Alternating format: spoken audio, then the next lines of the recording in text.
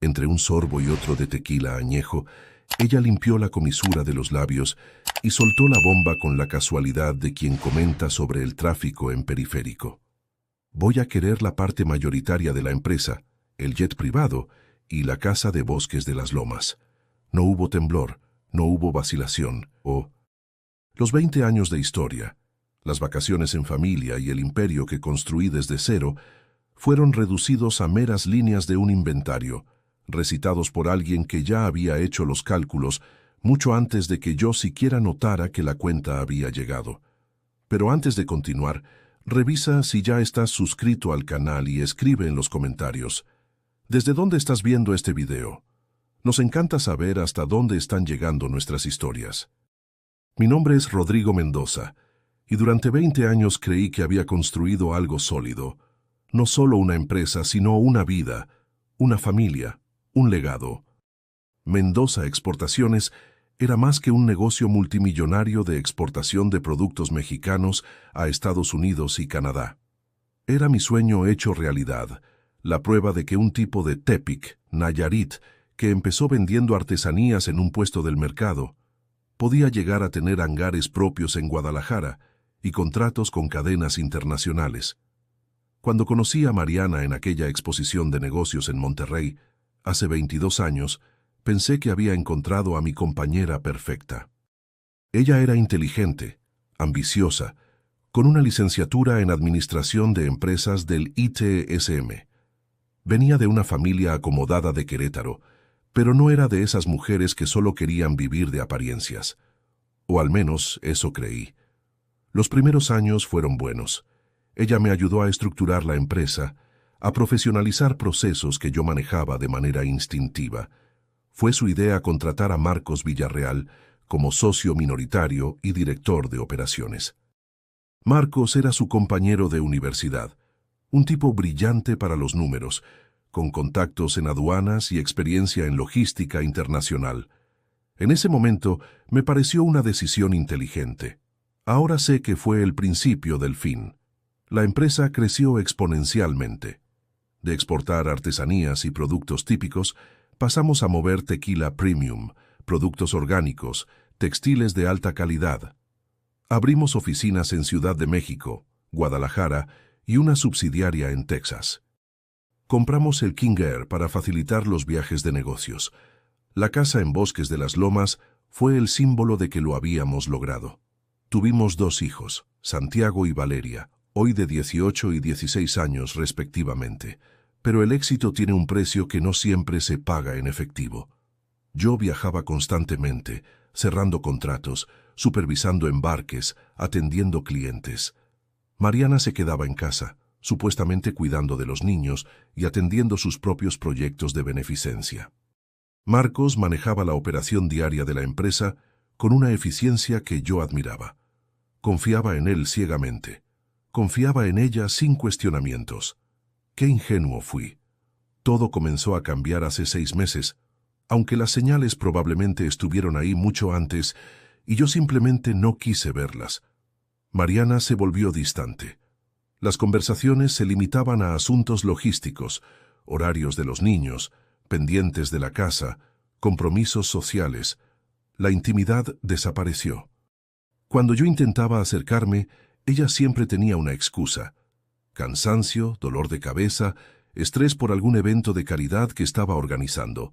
Los viernes por la noche, nuestra tradición sagrada de cenar juntos se volvió esporádica. Ella tenía juntas con su club de lectura, cenas con sus amigas, eventos de beneficencia que se extendían hasta la madrugada.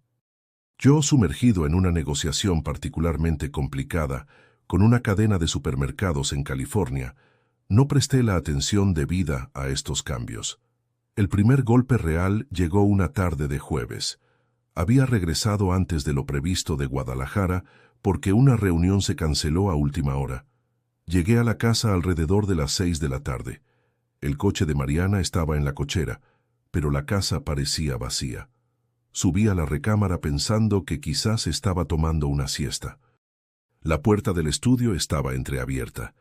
Escuché su voz, ese tono que no había oído en meses, suave, coqueto, íntimo. Me acerqué sin hacer ruido, no por desconfianza inicial, sino por simple curiosidad de saber con quién hablaba de manera tan diferente. No puedo más con esta farsa, amor. Cada día que tengo que verlo, que tengo que fingir, mi corazón se detuvo. El mundo se ralentizó de esa manera que solo sucede cuando estás a punto de descubrir algo que cambiará tu vida para siempre. Ya falta poco, continuó, y luego soltó una risa que me atravesó como un cuchillo. El contador dice que con los últimos movimientos que hicimos ya tenemos suficiente respaldo. Cuando pida el divorcio, me va a tocar la parte mayoritaria de todo. Él ni siquiera sabe lo que firmó el mes pasado. ¿De qué estaba hablando? ¿Qué había firmado? Mi mente corría a 1000 por hora tratando de recordar documentos recientes.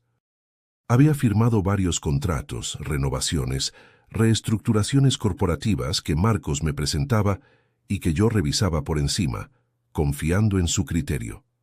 ¿Y si sospecha?, preguntó una voz masculina del otro lado de la llamada. Una voz que conocía perfectamente. Marcos. Me apoyé contra la pared del pasillo, sintiendo que las piernas se me doblaban. No podía ser, no él, no ella, no juntos.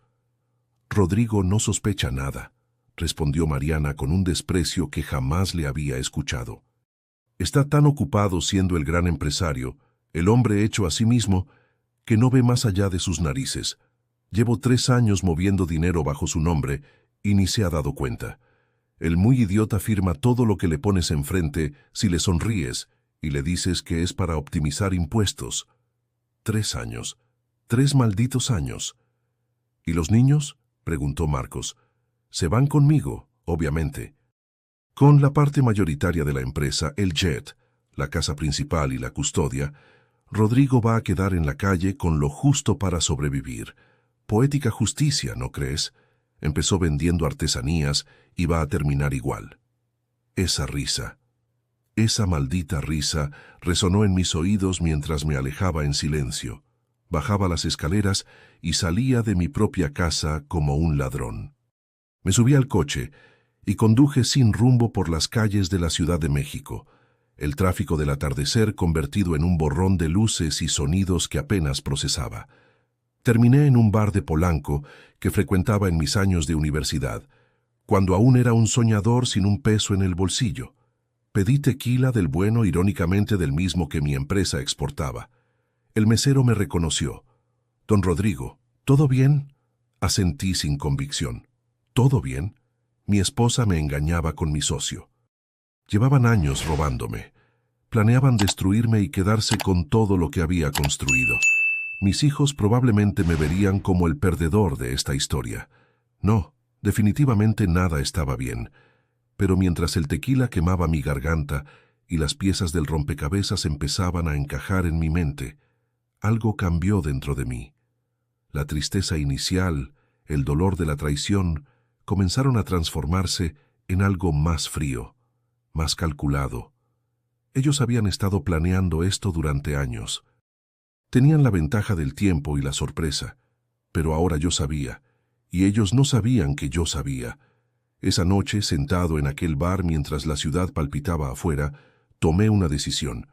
No iba a confrontarlos, no iba a hacer una escena, no iba a darles el placer de verme destruido.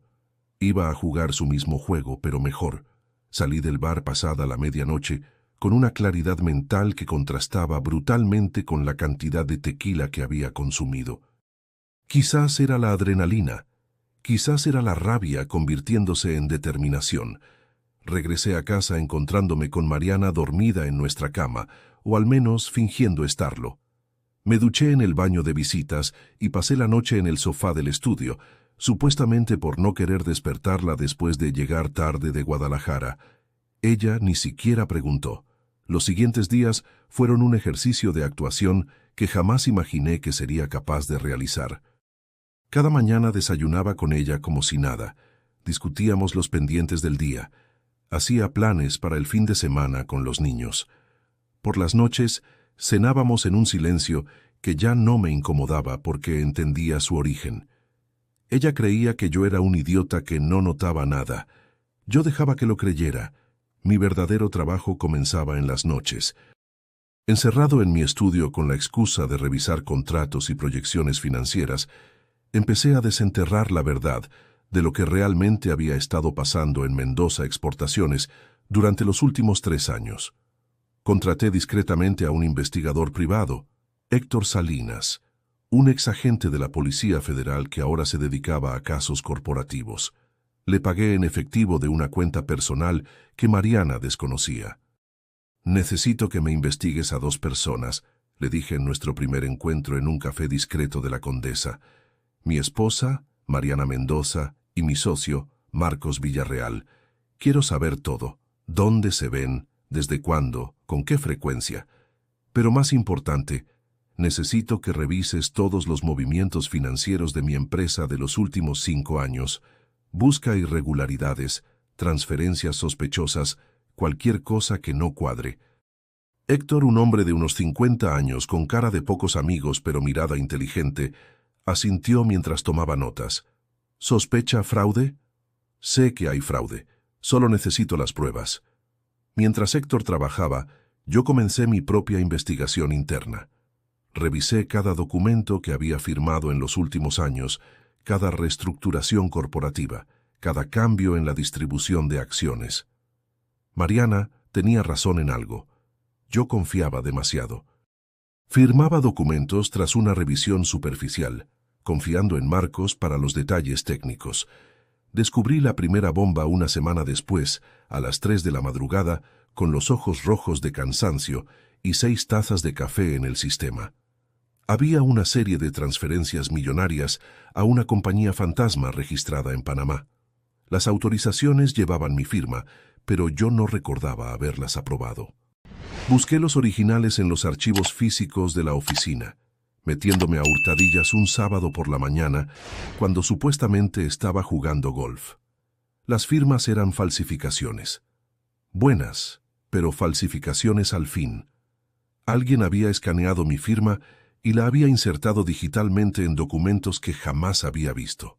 La compañía panameña Global Trade Solutions S.A.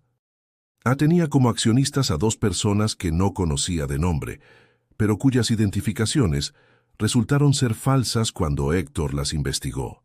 El dinero entraba a esa cuenta desde Mendoza Exportaciones, bajo el concepto de comisiones por intermediación, y luego desaparecía en una maraña de transferencias internacionales.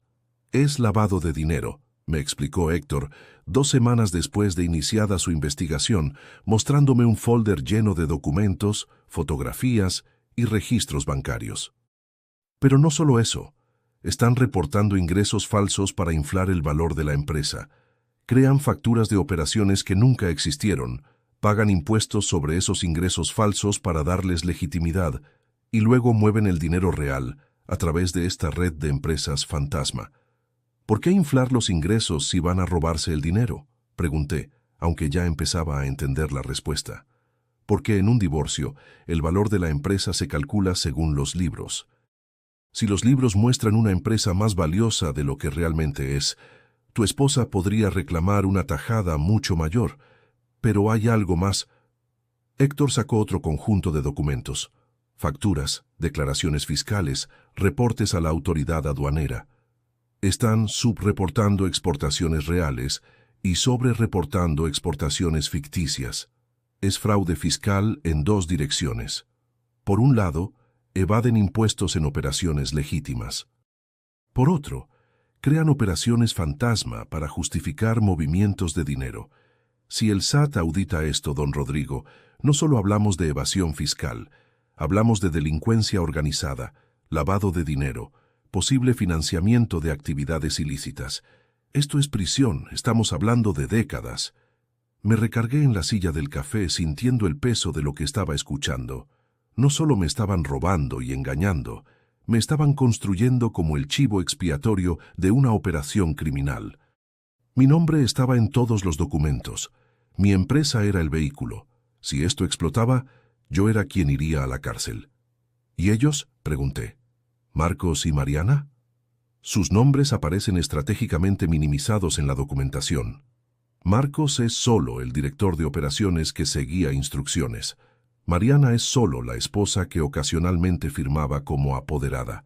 Pero usted, don Rodrigo, es el dueño mayoritario, el representante legal, el que tiene poder de firma.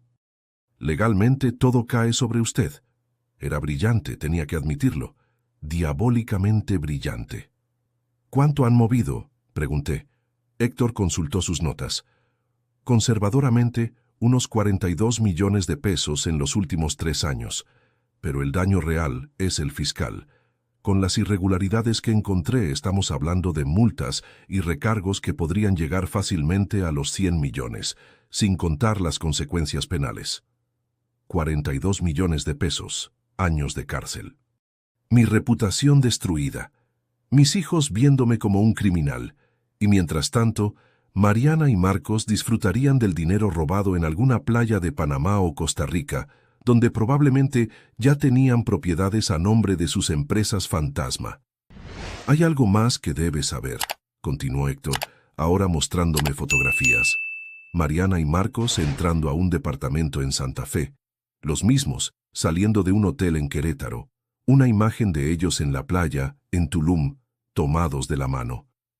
El affair viene de mucho antes. Mínimo 5 años, según pude rastrear. Tienen un departamento juntos que pagan a través de una de las empresas fantasma. Han viajado juntos docenas de veces, siempre con la excusa de negocios o eventos separados de usted. 5 años. Más de la 1/4 parte de mi matrimonio había sido una mentira completa. ¿Y mis hijos? La pregunta salió antes de que pudiera detenerla, cargada de un miedo que no había querido confrontar. Héctor negó con la cabeza. Biológicamente suyos, sin duda. Eso lo verifiqué discretamente, pero hizo una pausa. Han estado condicionando a los niños sutilmente. Mariana les ha pintado una imagen de usted como el padre ausente, el workaholic, que no tiene tiempo para la familia. Marcos, en cambio, ha estado muy presente en eventos escolares, partidos de fútbol de Santiago, recitales de Valeria, jugando el rol del tío cool, del amigo de la familia. Por supuesto, no solo querían mi dinero y mi empresa. Querían a mis hijos también. Querían que me vieran como el villano de esta historia, mientras ellos jugaban a ser la familia perfecta. Esa noche, de regreso a casa, observé a Mariana preparando la cena. Se movía por la cocina con la gracia de siempre, tarareando una canción. Se había arreglado más de lo habitual para una cena casual en casa. Un vestido que yo le había regalado en nuestro 10º aniversario, el perfume que le encantaba, el cabello recién peinado. ¿Celebramos algo?, pregunté con genuina curiosidad. Ella se giró sorprendida de verme ahí parado. Por un segundo, solo un segundo, vi algo en sus ojos. ¿Culpa? ¿Miedo? Pero desapareció tan rápido como apareció, reemplazado por una sonrisa. Marcos viene a cenar. Quiere discutir la expansión a Colombia. Pensé que sería bueno hacerlo en casa, más relajado que en la oficina. Por supuesto. Marcos vendría a mi casa, se sentaría en mi mesa, comería mi comida, bebería mi vino, y luego probablemente se llevaría a mi esposa al departamento de Santa Fe, que pagaban con mi dinero robado. Perfecto, respondí con una sonrisa que había perfeccionado en estas semanas de actuación. Déjame cambiarme. La cena fue una obra de teatro en 3 actos. Marcos llegó con una botella de vino caro y esa sonrisa de vendedor que siempre había tenido. Hablamos de negocios, de la oportunidad en Colombia, de los retos logísticos. Yo asentía, hacía preguntas inteligentes, tomaba notas. El Rodrigo ingenuo que creía en la lealtad y la honestidad. Los observaba interactuar, las miradas que creían discretas, el roce de manos al pasar el salero, la manera en que Mariana se reía de sus chistes con una intensidad que jamás usaba conmigo. Y yo sonreía, brindaba, y por dentro contaba los días para mi venganza, porque ya tenía un plan, uno que ellos jamás verían venir. El verdadero trabajo comenzó cuando contraté a Gabriela Torres, una abogada especialista en derecho corporativo y fiscal que me fue recomendada por un contacto de confianza en Monterrey. Nos reunimos en su oficina, un lugar discreto en la colonia del Valle, lejos de los círculos donde Mariana y Marcos podían tener oídos. Esto es grave, don Rodrigo. me dijo después de revisar toda la documentación que Héctor había recopilado. Con esta evidencia, su esposa y su socio están viendo mínimo 15 años de prisión por fraude fiscal agravado, lavado de dinero y delincuencia organizada. Pero usted también está en riesgo. Lo sé. Mi nombre está en todos los documentos. Exactamente. Ante la ley, usted es el responsable legal de la empresa, el que autorizó, aunque fuera mediante firma falsificada, todas estas operaciones. Necesitamos construir su defensa demostrando que fue víctima de fraude, que no tenía conocimiento de estas operaciones. Y si hubiera otra manera, dije, la idea que había estado formándose en mi cabeza, finalmente tomando forma completa. Gabriela me miró con curiosidad profesional. ¿Qué tiene en mente?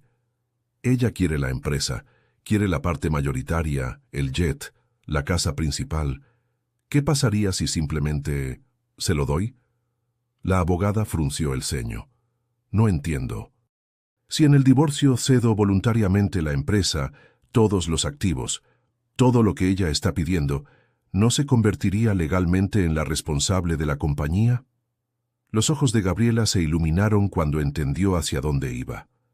El pasivo legal sigue a quien tiene el control corporativo. Si ella asume la propiedad mayoritaria y la representación legal de la empresa, ella asume también toda la responsabilidad por las fraudes. Terminé. Todo lo que hicieron bajo mi nombre ahora sería su problema. Es arriesgado, advirtió Gabriela. Necesitaríamos timing perfecto y evidencia irrefutable de que usted no sabía, de que fue víctima. Si ella puede probar que usted sí estaba consciente de las irregularidades. Tengo 3 años de evidencia de que no sabía nada. Registros de mis viajes cuando las transferencias ocurrían, emails donde yo pido explicaciones sobre ciertos números que no entendía y que Marcos siempre justificaba de manera vaga. Héctor está documentando todo. Gabriela se recargó en su silla, pensativa. Necesitaríamos hacer una denuncia anónima al SAT justo después de que ella asuma el control. No antes, porque caería sobre usted. No mucho después, porque necesitamos que la transferencia de propiedad sea clara e irreversible. ¿Cuánto tiempo tenemos una vez que ella firme? Con un buen juez y la documentación correcta, la transferencia de acciones se puede hacer efectiva inmediatamente. Pero ella podría revertirla si descubre el problema antes de que sea procesada. Estamos hablando de una ventana de máximo 48 horas. Es suficiente. Durante las siguientes semanas trabajé en 2 frentes. Por un lado, seguía siendo el esposo confiado y el socio leal. Firmaba lo que me ponían enfrente, asistía a juntas, planeaba la expansión a Colombia que jamás sucedería. Por otro lado, junto con Gabriela y Héctor, construimos meticulosamente el caso que demostraría mi inocencia y su culpabilidad. Recuperamos emails de años atrás donde yo cuestionaba ciertas operaciones. Documentamos cada viaje mío que coincidía con movimientos sospechosos de dinero, demostrando que yo estaba físicamente en otro lugar cuando se autorizaban. Héctor incluso consiguió grabaciones de seguridad de la oficina donde se veía a Marcos entrando solo a mi oficina, accediendo a mi computadora con una clave que había obtenido quién sabe cómo. Contraté discretamente a un contador forense, Alberto Ruiz, quien analizó todos los libros de la empresa. Su reporte fue demoledor. Había encontrado irregularidades sistemáticas que databan de 5 años atrás, justo cuando Marcos había sugerido modernizar nuestros sistemas contables. El nuevo software que implementó tenía una puerta trasera que le permitía modificar registros sin dejar rastro obvio. Pero Alberto era mejor de lo que Marcos había anticipado. Encontró las huellas digitales, los patrones de modificación, las inconsistencias que delataban la manipulación. «Don Rodrigo», me dijo Alberto en una de nuestras reuniones clandestinas, «con lo que encontré puedo demostrar que estas modificaciones fueron hechas específicamente para ocultar dinero mientras creaban la apariencia de una empresa más valiosa. Pero necesito que entienda algo. Cuando esto salga a la luz, Mendoza Exportaciones probablemente no sobreviva. Las multas, los embargos, el daño reputacional, La empresa está técnicamente muerta. Lo sabía. El imperio que había construido durante 20 años estaba condenado de todas formas. Mariana y Marcos se habían asegurado de eso. La diferencia era que ahora podía elegir quién cargaría con las consecuencias. Una tarde de viernes, Mariana me sugirió que cenáramos juntos. Ella misma preparó mi platillo favorito, mole poblano, el que su madre le había enseñado a hacer cuando empezamos a salir. Abrió una botella de vino, puso música suave, incluso se sentó cerca de mí en el sofá después de cenar. He estado pensando en nosotros, comenzó con una voz suave que no escuchaba en años. Sí, respondí, genuinamente curioso de ver hacia dónde iba. Siento que nos hemos distanciado mucho. Tú con tus viajes, yo con mis cosas. Los niños están creciendo y casi no pasamos tiempo juntos como familia. Era casi cómico. Después de años de indiferencia, de engaños, de robarme sistemáticamente, ahora jugaba a la esposa preocupada por el matrimonio. Tienes razón, dije, siguiéndole el juego. He estado muy enfocado en el negocio, quizás demasiado. Ella tomó mi mano. Creo que deberíamos hacer un viaje tú y yo solos. Como en los viejos tiempos, dejar que Marcos maneje la empresa por unas semanas, irnos a Europa, reconectar. Europa, donde probablemente planeaba convencerme de firmar más documentos, de hacer más cambios corporativos que la beneficiarían. O quizás solo quería mantenerme feliz y desprevenido unas semanas más mientras terminaban de preparar su jugada final. Me encantaría, mentí. Déjame revisar la agenda del mes que viene. Esa noche, mientras ella dormía a mi lado, probablemente soñando con su futuro con Marcos y mi dinero, yo miraba el techo de nuestra recámara pensando en todo lo que estaba a punto de perder y ganar. Perdería la empresa, el jet, la casa, cosas materiales que podía reconstruir, pero ganaría justicia, ganaría la verdad, y ganaría la satisfacción de verlos caer desde la misma altura a la que creyeron haber llegado. Gabriela ya había preparado toda la documentación del divorcio. Usamos un despacho diferente para presentarlo, uno que no tuviera ninguna conexión con mis abogados corporativos habituales. La estrategia era simple. Cuando Mariana pidiera el divorcio, como Héctor había confirmado que planeaba hacer el próximo mes, yo me haría el sorprendido, pero cooperativo.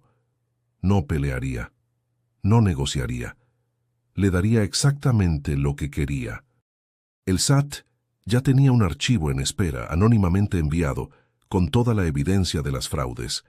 Solo necesitaban una señal para actuar. Esa señal sería el registro público del cambio de propiedad de Mendoza Exportaciones. Pero antes de que pudiéramos ejecutar el plan, Mariana aceleró su timeline. Fue un martes por la tarde cuando todo se precipitó. Yo había regresado de una reunión en Querétaro, una junta real con un cliente importante que, irónicamente, quería expandir nuestra relación comercial. No sabía que estaba haciendo planes con una empresa que pronto estaría bajo investigación federal. Mariana me esperaba en la sala, sentada en el sillón principal con una postura que irradiaba determinación. Tenía documentos frente a ella en la mesa de centro. Su abogado, un tipo llamado Roberto Sandoval, que yo conocía vagamente de eventos sociales, estaba sentado a su lado. «Rodrigo, necesitamos hablar», dijo sin preámbulos. Me quité el saco, aflojé la corbata y me serví un whisky del bar antes de sentarme frente a ellos. «Claro, ¿qué sucede?» «Quiero el divorcio». Lo dijo así, directo, sin dramatismo, como quien anuncia que quiere cambiar de auto. 2 décadas de matrimonio, 2 hijos, una vida entera reducida a 4 palabras pronunciadas con la calidez de un reporte meteorológico. «Ya veo», respondí, tomando un sorbo de whisky para ganar tiempo. «¿Puedo preguntar por qué? ¿Realmente necesitas que te lo explique?» Su tono tenía un borde de irritación, como si yo fuera el que estaba siendo irrazonable. «Llevas años casado con tu empresa, Rodrigo. Los niños apenas te conocen, yo apenas te conozco. Somos más compañeros de casa que esposos». Era casi gracioso escucharla decir eso cuando ella era quien había estado compartiendo su vida con otro hombre durante años. Pero mantuve la expresión neutral, ligeramente dolida, como correspondía al papel. Entiendo que he estado ausente, dije cuidadosamente. Pero ¿no podemos intentar arreglarlo? Terapia de pareja, ese viaje a Europa que mencionaste. No, Rodrigo. Ya tomé mi decisión. Es lo mejor para todos. El abogado intervino entonces, deslizando un documento hacia mí. Hemos preparado una propuesta de división de bienes que creemos es justa, considerando las circunstancias. Tomé el documento, fingiendo leerlo por primera vez, aunque Gabriela y yo habíamos anticipado casi exactamente lo que pediría. Era exhaustivo, detallado, calculado con precisión milimétrica. Mariana quería el 60% de las acciones de Mendoza Exportaciones, dándole control absoluto de la empresa.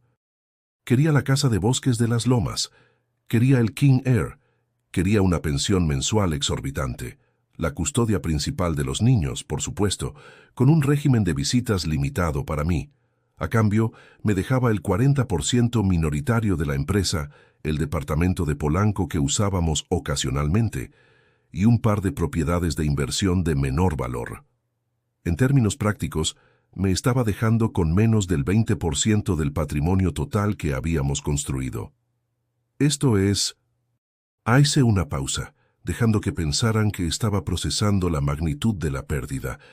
Bastante unilateral, ¿no crees? Yo renuncié a mi carrera para apoyar la tuya, respondió Mariana con una pasión que casi parecía genuina. Crié a nuestros hijos prácticamente sola. Me merezco esta compensación. Roberto asintió solemnemente. Considerando que la señora Mendoza ha sido fundamental en el crecimiento de la empresa, particularmente en sus roles como apoderada y asesora estratégica, creemos que es una división justa. Apoderada. Claro. Ese poder que yo le había dado años atrás, confiando en que lo usaría para asuntos menores cuando yo estuviera viajando. Ahora entendía que lo había usado para firmar documentos comprometedores, para autorizar transferencias, para hundirme más profundamente en el pantano legal que habían creado. Necesito tiempo para pensarlo, dije. Esto es mucho que procesar. Por supuesto, concedió Roberto. Tiene una semana para revisar la propuesta con sus abogados, pero la señora Mendoza espera que esto se resuelva de manera amistosa y expedita. Amistosa, expedita. Palabras bonitas para decir, firma esto rápido antes de que descubras cuánto realmente te estamos robando. Los dejé irse, observando desde la ventana cómo Mariana y su abogado subían al coche de ella. Probablemente irían directo al departamento de Santa Fe, donde Marcos los esperaba para celebrar. Seguramente ya tenían el champán en hielo. Llamé a Gabriela inmediatamente. Adelantó el plan, le dije. Me acaba de pedir el divorcio. Tenemos una semana oficialmente, pero sabemos que va a presionar para que sea más rápido. Perfecto, respondió Gabriela, y pude escuchar el sonido de papeles moviéndose al fondo. Eso nos beneficia. Mientras más rápido quiera cerrar esto, menos tiempo tendrá para revisar los detalles. Voy a preparar tu respuesta. ¿Puedes venir mañana a la oficina? Al día siguiente, sentado frente a Gabriela y su equipo legal, firmé documentos que sellarían mi supuesta derrota. Mi respuesta a la propuesta de divorcio era aceptación casi total. Pedí algunos ajustes menores en el régimen de visitas con los niños, un poco más de tiempo en vacaciones, pero en lo demás, luz verde. ¿Estás seguro de esto?, preguntó uno de los abogados junior de Gabriela, un chico joven que claramente pensaba que yo estaba cometiendo un error monumental. Completamente seguro, respondí. Lo que ese joven abogado no sabía, lo que nadie excepto Gabriela, Héctor y yo sabíamos, era que cada documento que firmaba estaba siendo coordinado con precisión militar con otras acciones que se desarrollaban en paralelo. Héctor había perfeccionado el caso. Teníamos fotografías fechadas de Mariana y Marcos en situaciones comprometedoras, registros de sus viajes juntos, evidencia del departamento de Santa Fe.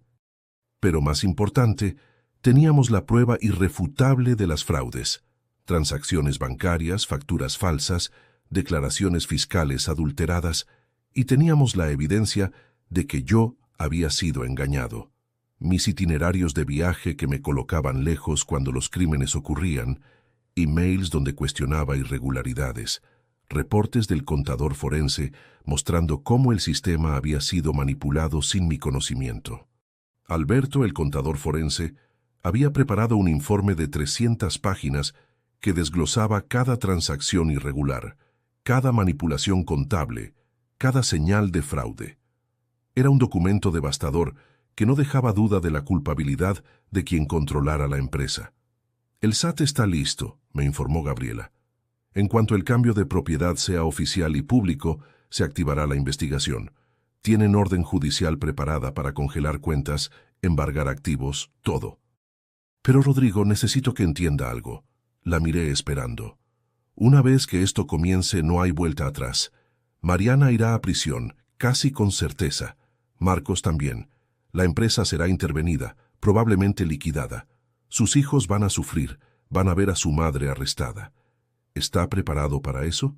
Pensé en Santiago y Valeria, mis hijos que habían sido sutilmente manipulados para verme como el padre ausente. Pensé en cómo reaccionarían cuando vieran a su madre esposada, cuando supieran la verdad sobre su relación con el tío Marcos. Pensé en las sesiones de terapia que necesitarían, en el trauma que esto les causaría. Pero también pensé en la alternativa, dejar que Mariana y Marcos se salieran con la suya, que me destruyeran legal y financieramente, que envenenaran completamente a mis hijos contra mí mientras vivían con el dinero robado. Pensé en el precedente que establecería, en el mensaje que enviaría, que el fraude y la traición son aceptables si eres lo suficientemente astuto. Estoy preparado, dije finalmente, pero quiero estar ahí cuando arresten a Mariana. Quiero estar ahí para los niños inmediatamente después. Necesitan saber que su padre no los abandonó, que todo esto fue por una razón. Podemos arreglarlo, aseguró Gabriela. Los siguientes días fueron surrealistas. Mariana, encantada con mi aparente rendición, se volvió casi amigable. Me preparaba el desayuno, preguntaba por mi día, incluso sugirió que mientras se resolvía el divorcio, mantuviéramos una relación cordial por el bien de los niños. Por el bien de los niños.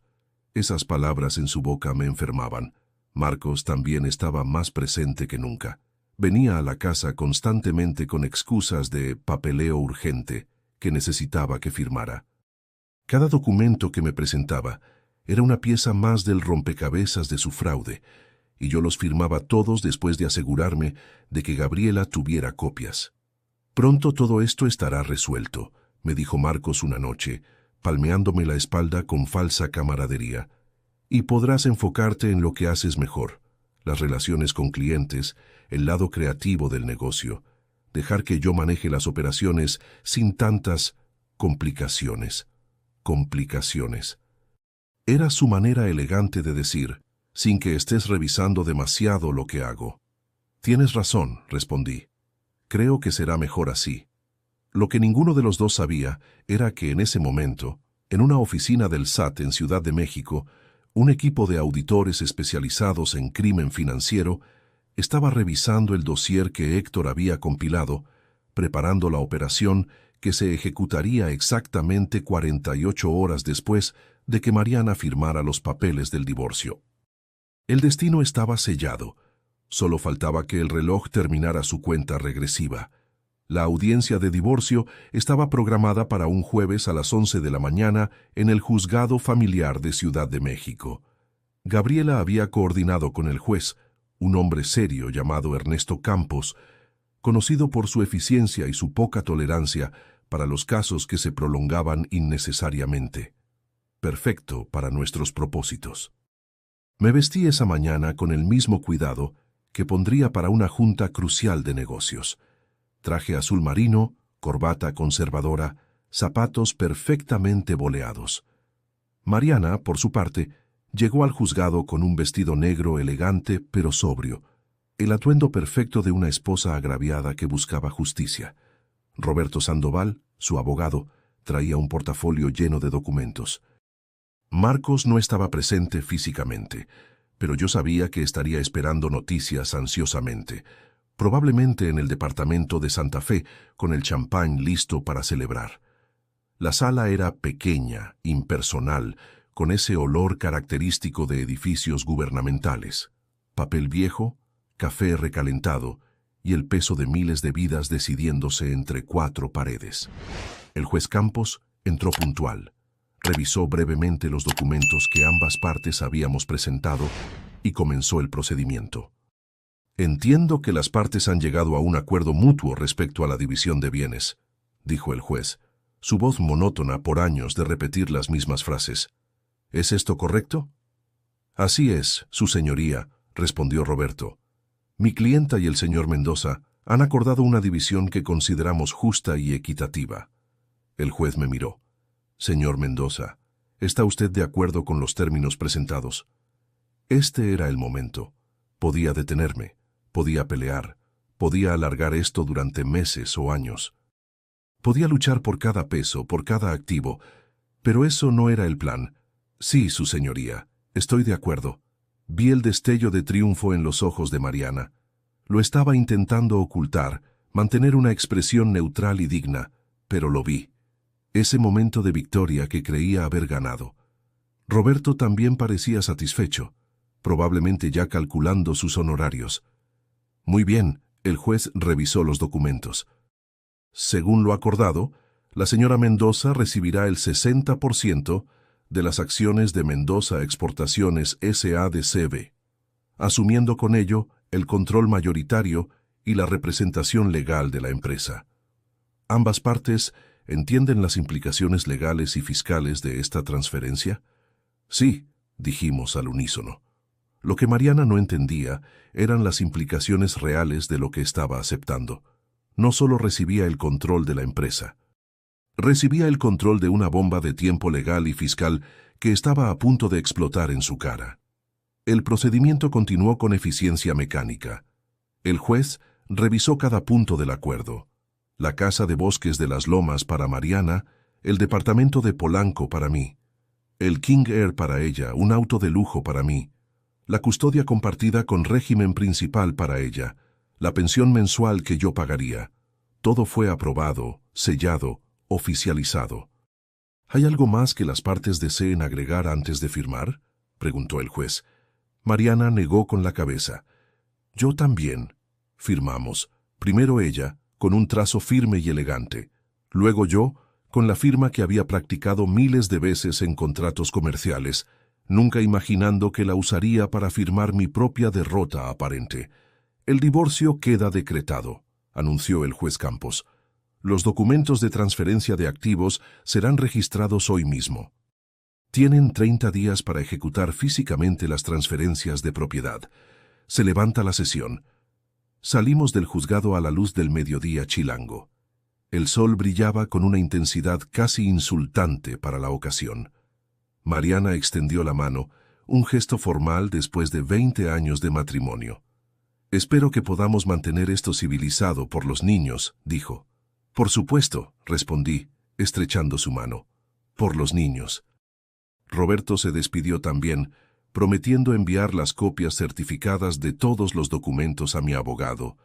Luego ellos se fueron en el auto de Mariana, probablemente directo a celebrar. Yo me quedé parado en las escaleras del juzgado, viendo alejarse el coche, sintiendo una mezcla extraña de alivio y aprensión. Gabriela apareció a mi lado. Había estado esperando en un café cercano. «Ya está», dije simplemente. «Ya está», repitió. Miró su reloj. «El registro público del cambio de propiedad se hará efectivo en aproximadamente 3 horas. El SAT ejecutará la operación mañana a primera hora». «¿Y los niños?» «Tu hermana está con ellos en la casa. Les dirás que necesitas hablar con ellos mañana en la noche. Para cuando vean a su madre ya habrá pasado todo». Esa noche fue la más larga de mi vida. Dormí poco, y cuando lo hacía soñaba con escenarios catastróficos donde algo salía mal, donde Mariana descubría el plan, donde yo terminaba siendo arrestado en lugar de ella. Me desperté empapado en sudor varias veces, revisando mi teléfono para ver si Gabriela o Héctor habían enviado alguna alerta. Pero no hubo alertas. Todo iba según el plan. A las 6 de la mañana del viernes, recibí un mensaje de Héctor. En posición. Operación procede según lo planeado. A las 7:30, mientras tomaba mi tercer café de la mañana, Gabriela llamó. El SAT acaba de llegar a las oficinas de Mendoza a exportaciones con orden de cateo. La Policía Federal los acompaña. A las 8:15, el teléfono sonó. Era Mariana, y su voz era algo que jamás había escuchado. Pánico puro. Rodrigo, hay policías en la oficina. Están diciendo que hay fraude fiscal, lavado de dinero. Dicen que van a arrestar al representante legal de la empresa. Tienes que venir. Tienes que arreglar esto. Mariana, dije con una calma que me sorprendió a mí mismo. Ya no soy el representante legal, tú lo eres. Desde ayer a las 3 de la tarde, cuando se registró el cambio de propiedad. Hubo un silencio. Podía imaginar su cara, su mente procesando lo que acababa de decir, las implicaciones cayendo sobre ella como ladrillos. ¿Qué quieres decir? Quiero decir que cuando asumiste el control mayoritario de la empresa, asumiste también todas las responsabilidades legales, fiscales y penales asociadas con ella, y al parecer hay bastantes. Pero tú sabías de esto. Su voz subió una octava.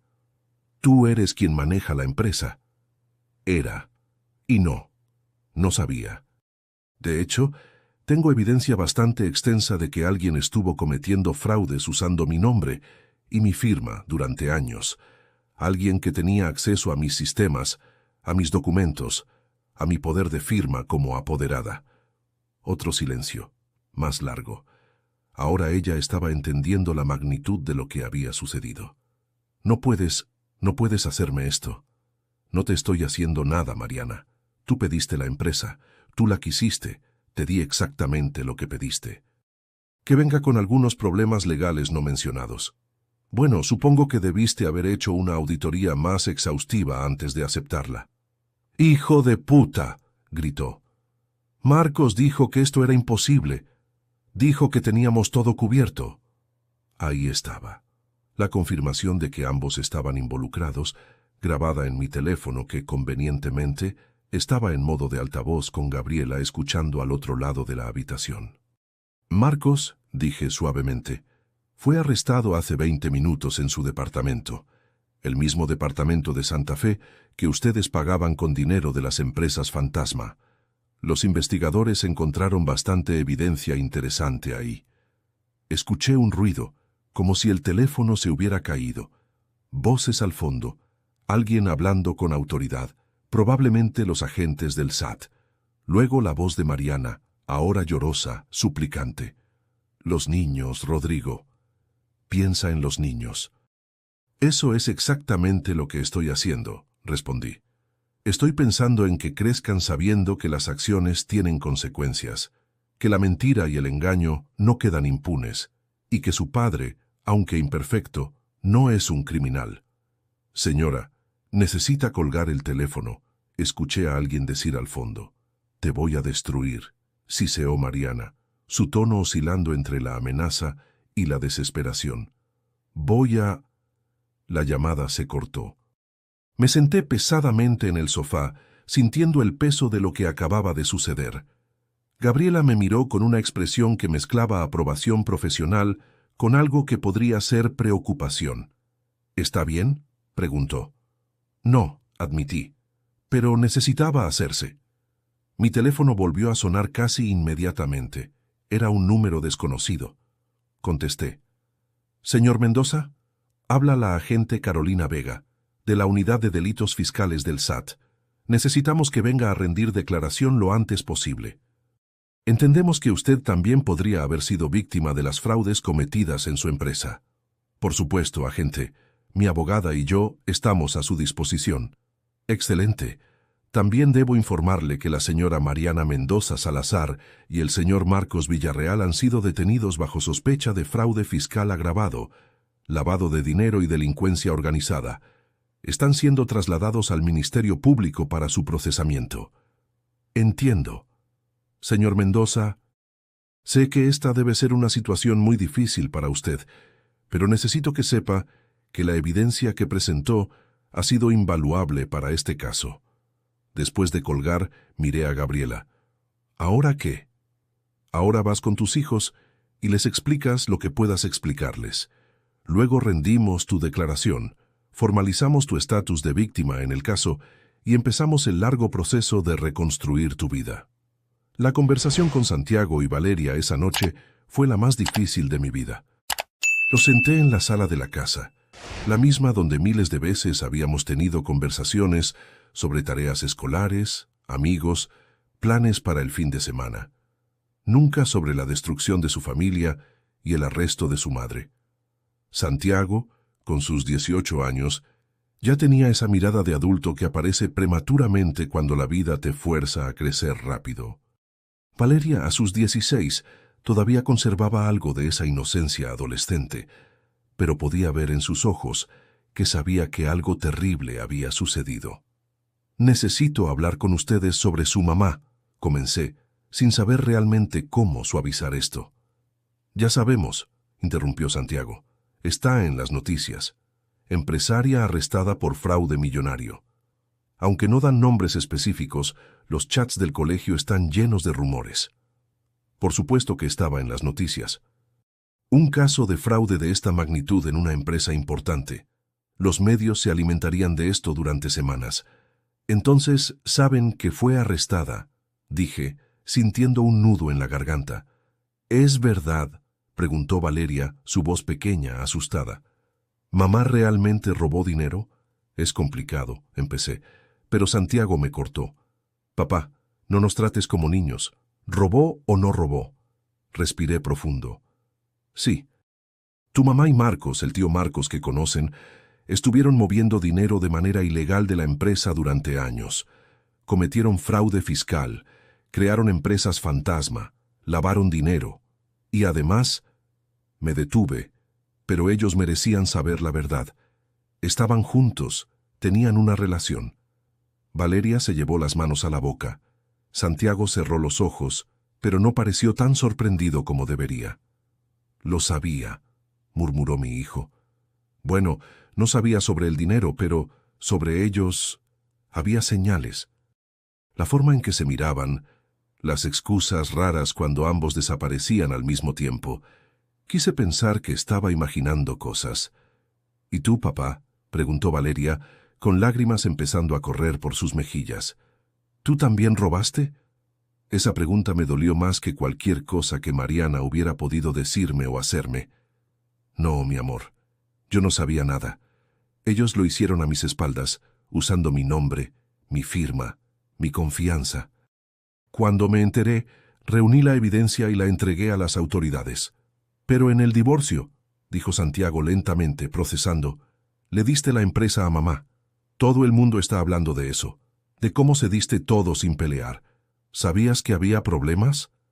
«Sí», admití. «Para cuando inicié el divorcio, ya sabía sobre el fraude. Y sabía que quien controlara la empresa cuando saliera a la luz sería responsable legalmente». Santiago me miró fijamente y vi en sus ojos algo que me partió el corazón. Decepción. «La manipulaste», dijo. «La dejaste asumir el control sabiendo que sería arrestada». «Ella me traicionó», respondí, tratando de mantener la voz calmada.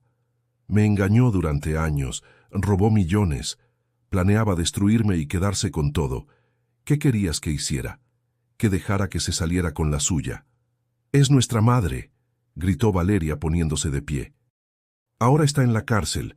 ¿Tienes idea de lo que eso significa para nosotros, en la escuela, con nuestros amigos?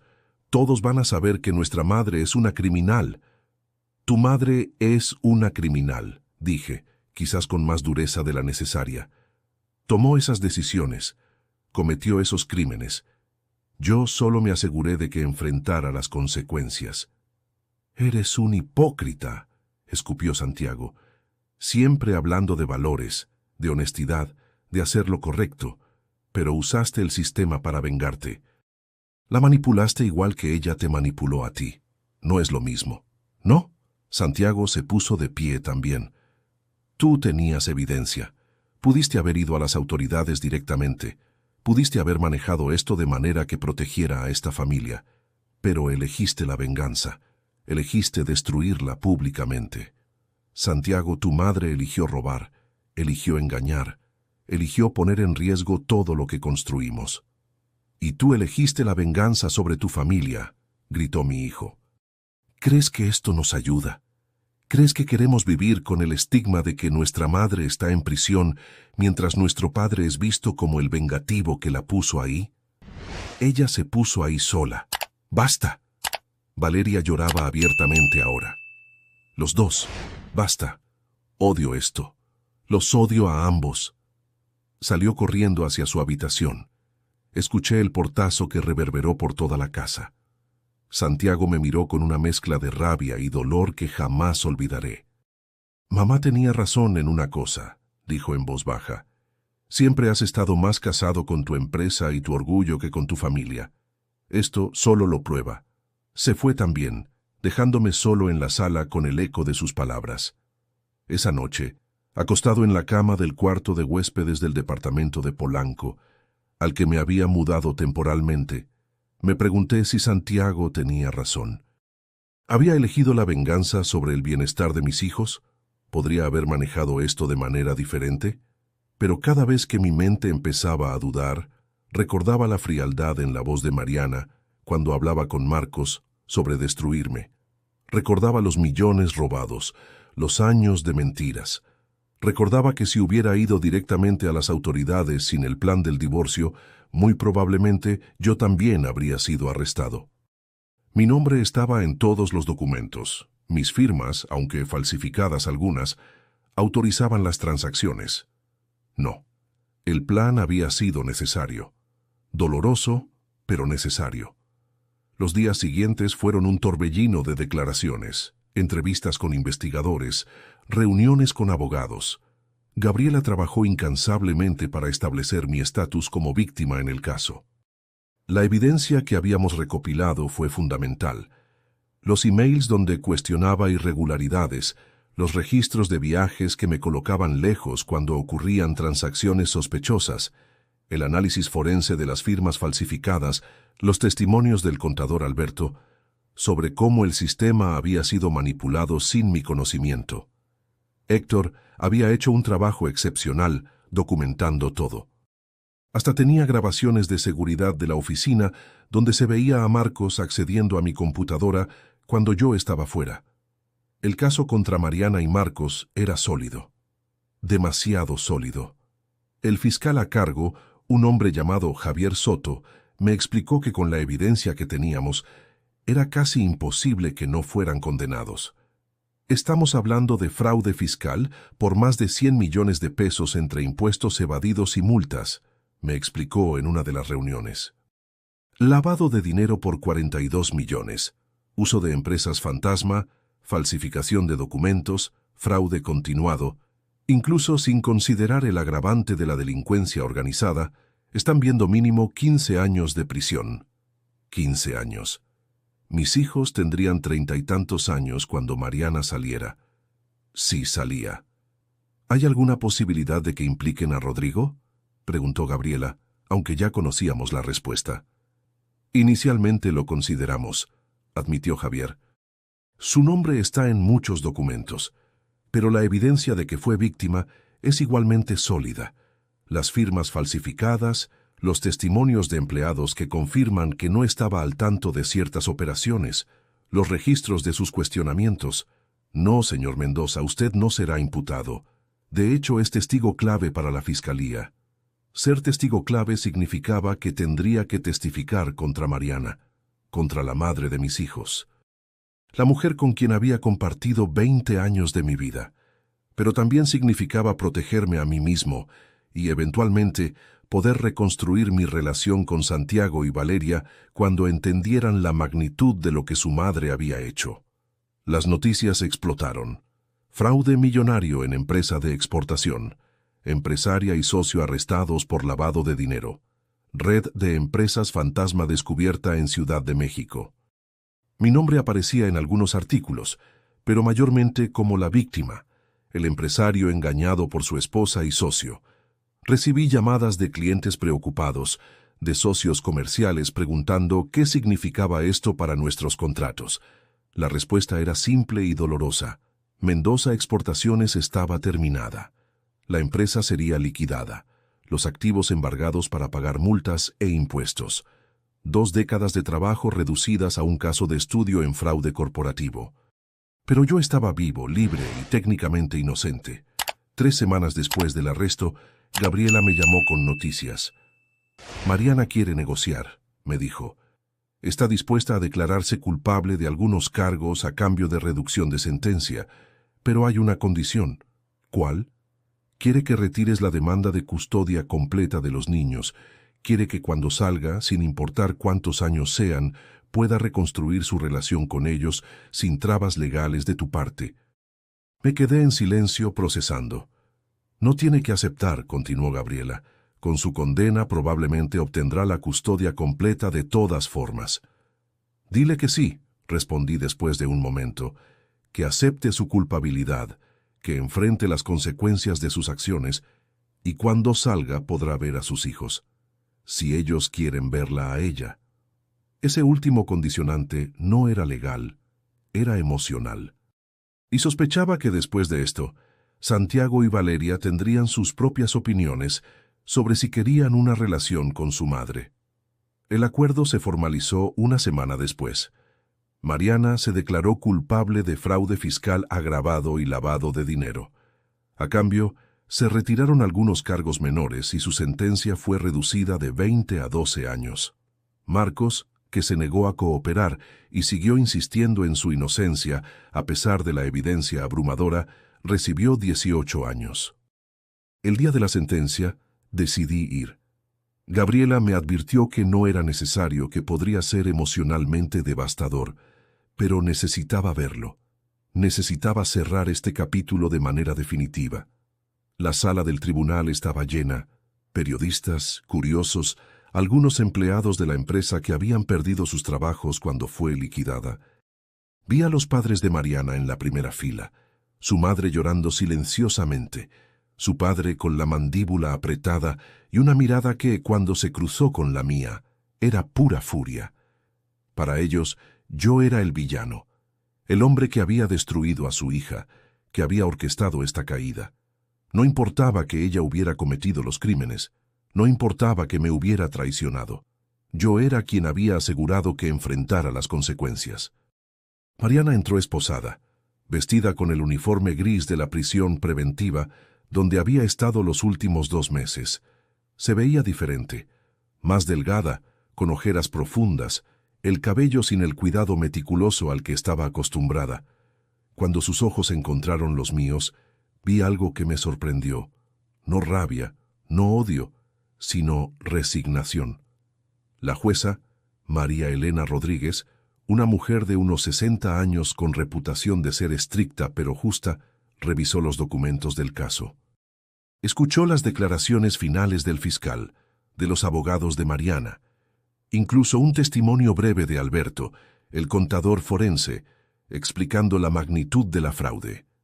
El daño causado a la sociedad por estos delitos es considerable, declaró la jueza. No solo se evadieron impuestos que debían contribuir al bien común, sino que se creó una red de empresas fantasma que facilitó el lavado de dinero y potencialmente otras actividades ilícitas. La confianza en el sistema tributario y en la transparencia corporativa se vio gravemente comprometida. Mariana mantuvo la cabeza baja durante todo el proceso. Sin embargo, continuó la jueza, la acusada ha mostrado disposición a cooperar con las autoridades, se ha declarado culpable ahorrando al Estado un juicio largo y costoso, y ha expresado remordimiento por sus acciones. ¿Remordimiento? Me pregunté si era genuino o simplemente estratégico para reducir su sentencia. Por los delitos de fraude fiscal agravado y lavado de dinero, sentenció a Mariana Mendoza Salazar a 12 años de prisión en un centro de reinserción social femenil, con posibilidad de libertad condicional después de cumplir 2/3 de la sentencia bajo buena conducta. 12 años, 8 antes de poder siquiera solicitar libertad condicional. Valeria tendría 24 años, Santiago, 26. una generación perdida entre madre e hijos. Después de la sentencia, mientras la sala se vaciaba, me quedé sentado. No estaba seguro de qué sentía. ¿Triunfo? ¿Venganza satisfecha? ¿Vacío? Los padres de Mariana pasaron junto a mí. Su padre se detuvo. «Espero que puedas vivir contigo mismo», dijo en voz baja pero cargada de veneno. «Destruiste a nuestra hija». «Ella se destruyó a sí misma», respondí, cansado. «Yo solo me aseguré de que no me destruyera a mí en el proceso». «Eres un cobarde», escupió. «Un hombre de verdad habría perdonado». «Un hombre de verdad no permite que lo roben y lo engañen durante años», repliqué. «Un hombre de verdad protege lo que ha construido y asegura que la justicia prevalezca». Se fue sin decir más, llevándose a su esposa, quien me lanzó una última mirada de desprecio. Salí del tribunal al mediodía, el sol brillante de un día de primavera contrastando brutalmente con la oscuridad de lo que acababa de suceder adentro. Gabriela me esperaba en las escaleras. «¿Cómo se siente?», preguntó. «No lo sé», admití. «Vacío, aliviado, culpable, todo al mismo tiempo. Es normal. Acaba de ver a la madre de sus hijos ser sentenciada a más de una década en prisión. Sería extraño que no sintiera nada». Caminamos hacia el estacionamiento en silencio. Cuando llegamos a mi auto, Gabriela se volvió hacia mí. «Rodrigo, sé que estos meses han sido infernales, pero hizo lo correcto. Si no hubiera actuado, estaría en su lugar o peor. Sus hijos eventualmente entenderán. Quizás no ahora, quizás no pronto, pero lo harán». «¿Y si no lo hacen?», pregunté. «¿Y si Santiago y Valeria me odian por el resto de sus vidas?». «Entonces habrá tomado la decisión correcta de todas formas, porque la alternativa era dejar que los criminales ganaran, y ese no es el ejemplo que quiere darles, ¿o sí?».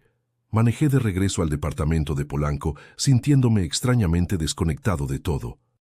La ciudad continuaba con su ritmo frenético, miles de personas viviendo sus vidas, completamente ajenas al drama que se había desarrollado en el tribunal. En casa, encontré un sobre que habían deslizado bajo la puerta. Lo abrí con cautela. Era una carta, escrita a mano en una caligrafía que reconocí instantáneamente. «Rodrigo, sé que no merezco nada de ti, ni tu tiempo, ni tu atención, y mucho menos tu perdón.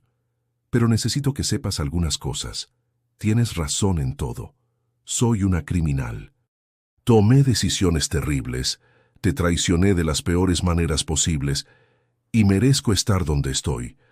No te escribo para buscar compasión o para pedirte que intercedas de alguna manera.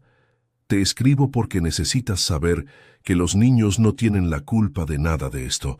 Santiago está furioso contigo, Valeria está confundida, pero ambos te necesitan. Eres su padre, y a pesar de todo lo que pasó entre nosotros, siempre fuiste un buen padre cuando estabas presente. No les hables mal de mí, por favor. Ya tendrán toda su vida para formarse su propia opinión sobre quién soy y qué hice. Pero déjalos conservar los buenos recuerdos de cuando éramos una familia, aunque esa familia se construyó sobre mentiras mías. Marcos y yo, fue una estupidez que se extendió años y que arruinó todo. No puedo explicar cómo empezó o por qué continué. Solo sé que en algún punto dejé de verte como mi esposo y empecé a verte como un obstáculo. Eso dice más sobre mis defectos que sobre los tuyos. El dinero, el fraude, todo eso fue idea mía. Marcos fue mi cómplice, sí, pero yo fui quien lo inició. Vio una oportunidad de tener la vida que sentía que merecía, la vida que creí que tú no me estabas dando porque estabas más enfocado en el negocio que en mí. Qué irónico que destruyera ese mismo negocio en mi búsqueda de venganza. Voy a estar encerrada durante 12 años, probablemente 8 si me porto bien, como me dicen los abogados. Para cuando salga seré otra persona, una mujer de 50 y tantos años, sin carrera, sin empresa, con un récord criminal y hijos adultos que probablemente no querrán verme. Esa es mi consecuencia. La acepto. Pero tú tienes una segunda oportunidad con nuestros hijos. No la desperdicies estando resentido o amargado. Reconstruye esa relación. sé el padre que necesitan, especialmente ahora que no tienen madre disponible. Y algún día, cuando estés listo, perdóname. No por mí, sino por ti. Porque cargar con el rencor solo te hará daño. Siempre fuiste mejor persona que yo, Rodrigo. Por eso me dolió tanto cuando planteaste este juego final, porque me demostró que podías jugar tan sucio como yo cuando era necesario. Y eso significa que sí te destruí, solo que de una manera diferente a la que planeaba. Lo siento. Mariana. Leí la carta 3 veces, sintiendo lágrimas que no había derramado en meses finalmente escapar. No lloraba por Mariana, ni por el matrimonio perdido, ni siquiera por la empresa destruida. Lloraba por la inocencia perdida, por la creencia de que si trabajabas duro y eras honesto, las cosas salían bien, por la confianza en que la gente que amabas jamás te traicionaría de maneras tan devastadoras, por la simplicidad de una vida que ya nunca podría recuperar. Esa noche llamé a Santiago. No contestó. Le dejé un mensaje de voz. Hijo, sé que estás enojado conmigo. Tienes derecho de estarlo. Pero necesito que sepas que todo lo que hice, lo hice porque no veía otra alternativa. Tu madre y Marcos me pusieron en una posición donde o actuaba de manera decisiva o me destruían completamente.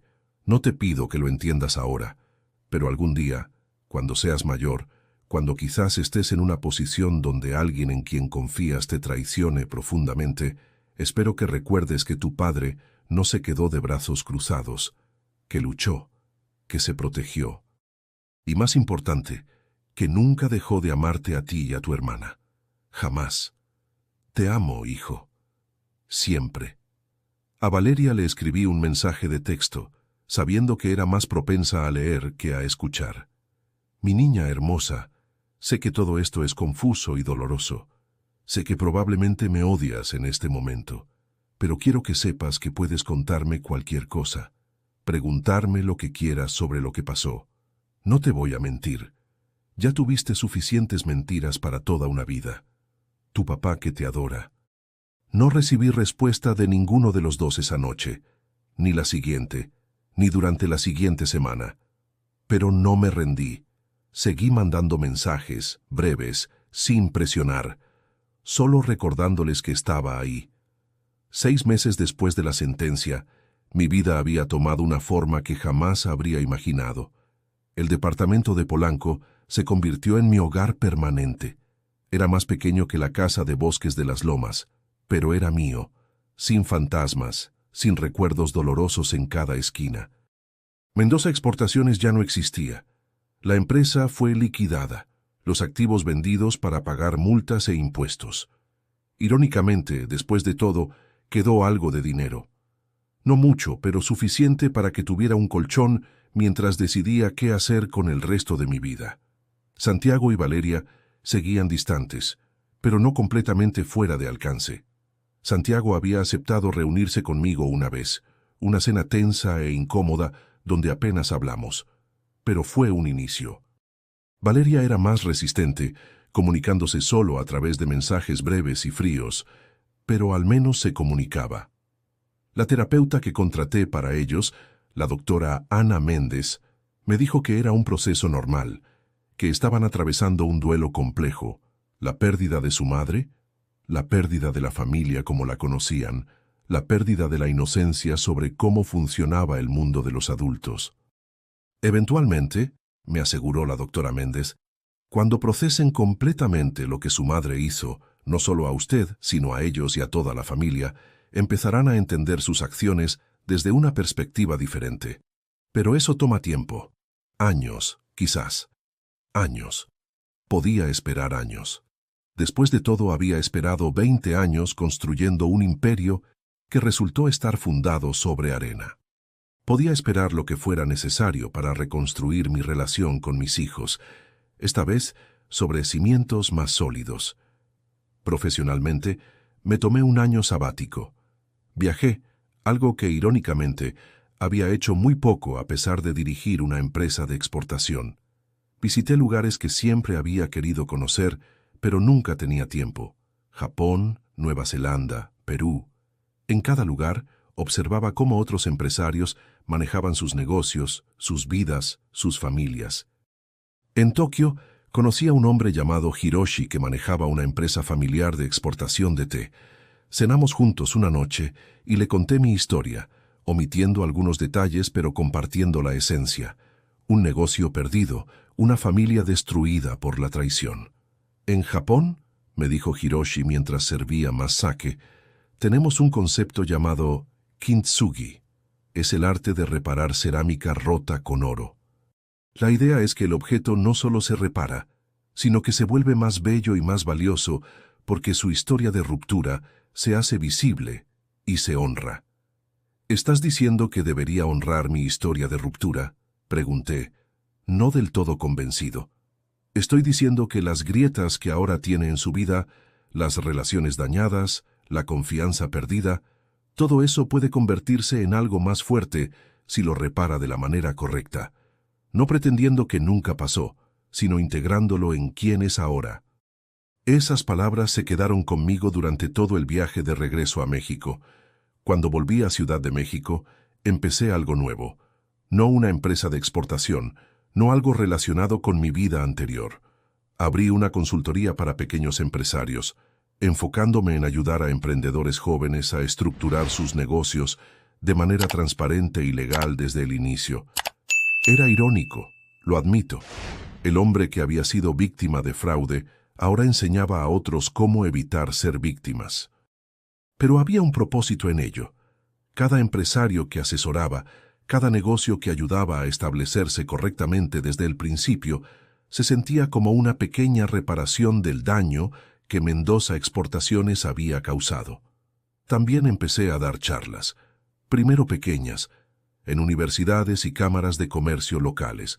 Compartía mi historia, sin dramatismo, solo los hechos, cómo había confiado demasiado, cómo las señales de advertencia estaban ahí, pero las ignoré, cómo casi pierdo todo. La confianza es hermosa, decía en estas charlas, pero la confianza ciega es peligrosa. Puedes confiar en la gente y verificar. Puedes amar a alguien y proteger tus intereses. No son mutuamente excluyentes. Casi un año después de la sentencia, recibí una llamada inesperada. Era Santiago. «Papá», dijo, su voz diferente de cómo la recordaba, más madura, más reflexiva. «¿Podemos hablar? De verdad hablar, no solo esa cena incómoda que tuvimos». «Por supuesto, hijo». «Cuando quieras, donde quieras». Nos reunimos en un café de la Condesa, el mismo donde había conocido a Héctor por primera vez. Santiago llegó puntual.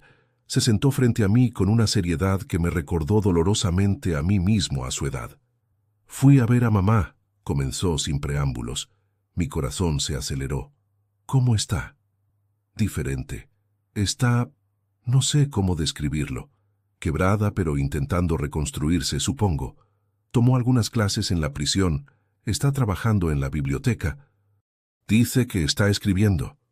«¿Escribiendo? Memorias o algo así, sobre lo que hizo, por qué lo hizo. Dice que es su forma de procesar todo». Asentí, sin saber qué decir a eso. «Papá, me dijo la verdad. Todo. Sobre el fraude, sobre Marcos, sobre cómo te manipuló, sobre cómo planearon destruirte». Santiago hizo una pausa. «Y sobre cómo tú lo superaste en su propio juego». «Santiago...» «No», levantó la mano. «Déjame terminar. Pasé todo este año odiándote, pensando que habías elegido la venganza sobre nosotros. Pero cuando mamá me explicó exactamente lo que habían hecho, la magnitud del fraude, cómo habían falsificado tu firma, cómo planeaban dejarte sin nada y probablemente en prisión, entendí que no tenías muchas opciones». Sentí lágrimas amenazando con escapar, pero las contuve. «Sigues siendo mi papá», continuó Santiago. «Y aunque no estoy de acuerdo con todos tus métodos, entiendo por qué los usaste».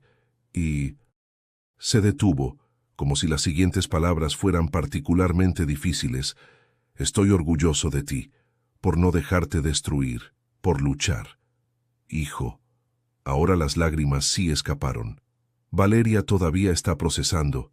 Es más joven. Esto le pegó más duro. Pero está en terapia, está mejorando, solo necesita más tiempo. Tengo todo el tiempo del mundo, dije. Esa conversación con Santiago fue el punto de inflexión. No solucionó todo instantáneamente, pero abrió una puerta que había estado cerrada por meses.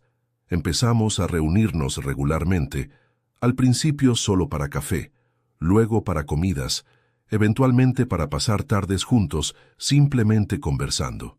Valeria tardó más, pero eventualmente también se acercó. Su manera fue diferente, más gradual. Primero respondió a mis mensajes con algo más que monosílabos. Luego aceptó una invitación al cine, luego otra, y otra. 2 años después de la sentencia de Mariana, los 3 estábamos en mi departamento una tarde de domingo. Santiago había traído a su novia, una chica encantadora llamada Andrea, que estudiaba arquitectura. Valeria había cocinado, experimentando con recetas que encontró en Internet. Era una familia diferente de la que tuvimos antes, más pequeña, cicatrizada, remendada con esos hilos de oro del kintsugi japonés. Pero era real, honesta, sin secretos que envenenaran desde adentro. ¿Papá?, preguntó Valeria mientras lavábamos los platos después de cenar. Sí, mi amor. Si pudieras volver en el tiempo, ¿lo harías de manera diferente? Era una pregunta que yo mismo me había hecho 1000 veces en los últimos 2 años. No lo sé, admití. Hay partes que definitivamente cambiaría. Prestaría más atención a mi matrimonio, pasaría más tiempo con ustedes, verificaría más de cerca lo que pasaba en la empresa. Pero en cuanto a cómo manejé el descubrimiento del fraude, si hice una pausa, haría exactamente lo mismo. Porque la alternativa era dejar que me destruyeran y eso no habría ayudado a nadie. Mamá dice que te perdonó, dijo Valeria suavemente, en su última carta. Mariana me escribía ocasionalmente desde prisión, cartas breves, reflexivas, nunca pidiendo nada, solo compartiendo su proceso, sus pensamientos, su crecimiento. Las guardaba todas en una caja en mi estudio. Lo sé, respondí, y yo también la he perdonado.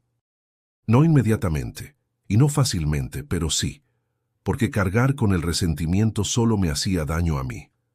Esa noche, después de que los niños se fueron, me senté en mi estudio mirando el skyline de la Ciudad de México.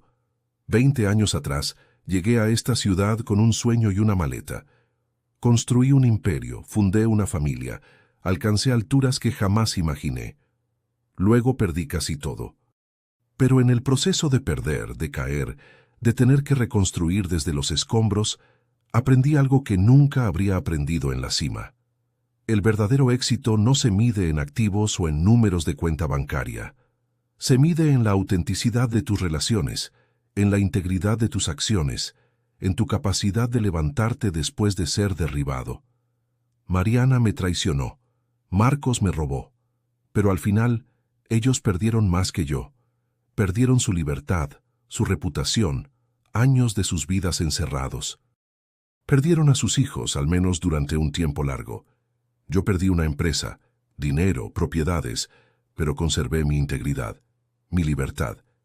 Y eventualmente reconstruí mi relación con lo único que realmente importaba, mis hijos. Hubo momentos en que me pregunté si había cruzado una línea ética al manipular el divorcio de la manera que lo hice. Por supuesto. Me sentí culpable cuando vi a Mariana esposada, cuando escuché su sentencia, cuando supe que pasaría años en prisión.